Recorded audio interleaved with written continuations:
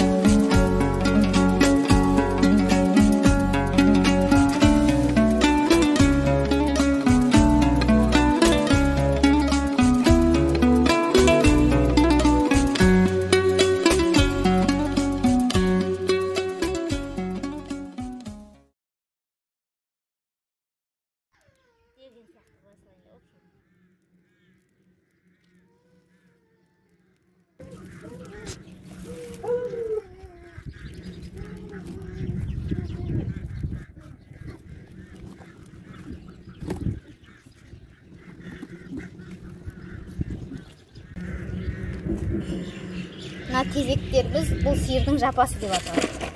Оны осылай бірінші қыздырып жаққаннан кейін бұлай аударамыз. Келесі бетте. Келесі бетте де жақсылап жануы керек. Менің қолымдағы мынау қысқаш. Қысқаш дейді, бірақ негізі көп жерлерде. Бұның қазақша атауы көсеу. Жақсылап қыздырып аламыз. Мына таба бетіне, нанның бетіне жағылады. Ал мына нан салынатын таба. Ал нан салынатын табаны осылай жай ғана қоямыз. Мына таба не себепті қап-қара деп ойлап қалмаңыздар. Бұған нан салынатын болғаннан кейін астына май жағамыз. Сол себепті бұл көңде отта тұрғаннан кейін қатты қызып қара түске боялады. Міне біздің нанымыз осылай ашиды. Ең бірінші біз аштық алып қаламыз.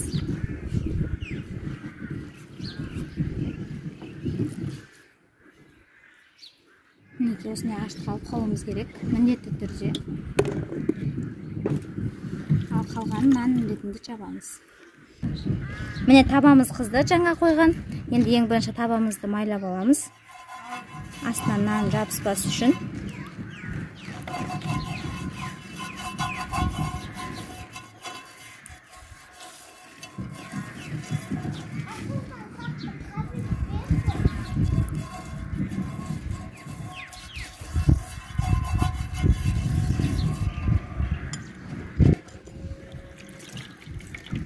Ал енді осыған мына көтерілген нанымызды саламыз.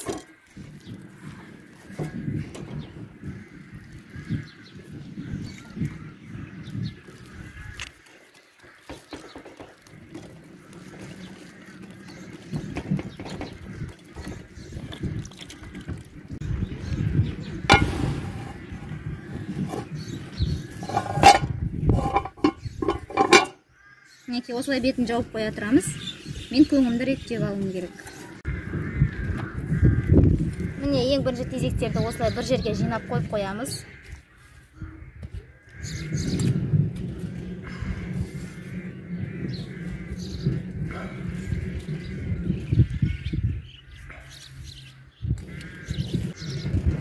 Енді астында біздің табамыз жақсылап қызу үшін, нанымыздың асты пісу үшін міне осылай шоқтарды көсеумен ұрып қалдырамыз.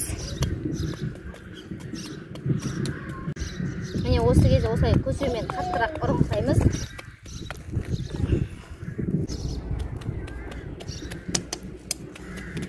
Сонда біздің табамыздың асты күймейтін болады.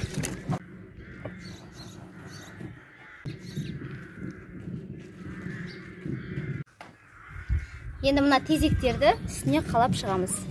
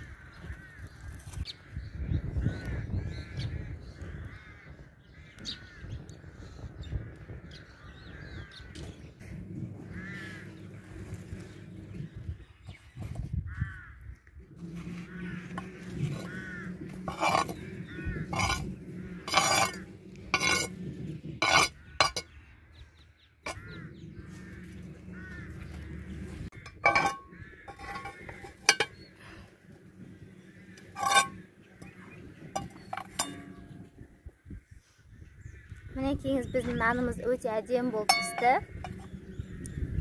Нан негізі 10-15 минут тұру керек.